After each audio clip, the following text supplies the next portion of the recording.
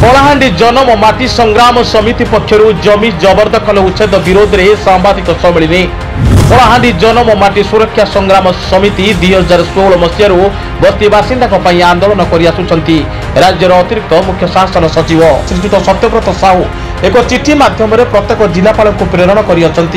उभय ग्रामांचल और सहरांचल में सरकारी जमी व्यक्ति परिवार सरकारी जमी को दखल कर स्थान गुड़ चिन्हट कर उच्छेद करने और उक्त जमी गुड़ को सरकारी निज अख्तियार को नेबाई निष्पत्ति जहाँफल अनेक परिवार बेघर हेबा आशंका करा जाउछि। यहाको नै जनम माटी सुरक्षा संग्राम समिति पक्षर एक सांबादिक सम्मेलन अनुष्ठित हो जाइछि।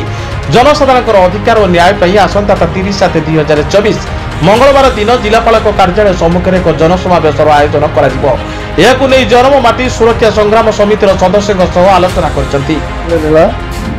आसंता 30 तारिख दिन जनम माटी सुरक्षा संग्राम समिति तरफ सरकार विगत 7 तारिख दिन आनिथिबा विज्ञप्ति प्रत्याहार पाई कारण राज्य सरकार एक मास न पूर्ण जो विज्ञप्ति जरिया सारा राज्य रे सरकार जमी चिन्हट एवं भांगिबार जो प्रक्रिया कथा कहु आम प्रत्याहार पाई दाबी करूँ। कारण सरकार जो निष्पत्ति नहीं सरकार जमी चिन्हट हवा कथा स्वागत योग्य पदक्षेप जिते भी आज भी हजार हजार एकर जमी जो सहरांचल हो ग्रामांचल हो जो जगह खाली अच्छी निश्चित भाव में सरकार नवा कथा जो बहुत वर्ष प्रक्रिया आरंभ हवा कथा किंतु आज जो नियम कर सरकारी जगह भंगा जीव प्रथम तो है वर्षा दिन में निष्पत्ति संपूर्ण निंदनीय एवं अमानविक। द्वितीय नंबर जिन है सारा राज्य में भवानीपाटना परिप्रेक्षी कहवाई चाहूँगी कारण भवानीपाटना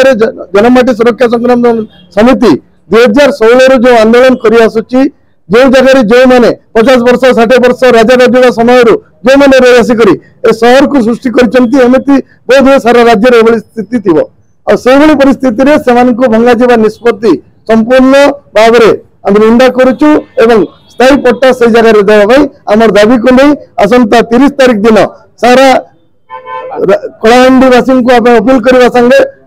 आपण मानकर माध्यम रे सारा राज्यवासी को निवेदन करुचु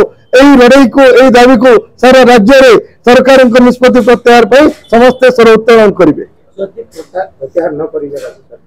जदि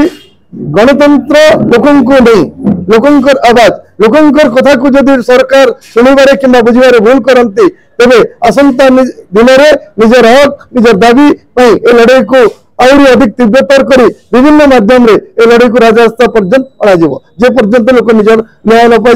हक न पाई। कलाहांडी जिलूर रजनीकांत मिश्र को रिपोर्ट साई सत्य न्यूज।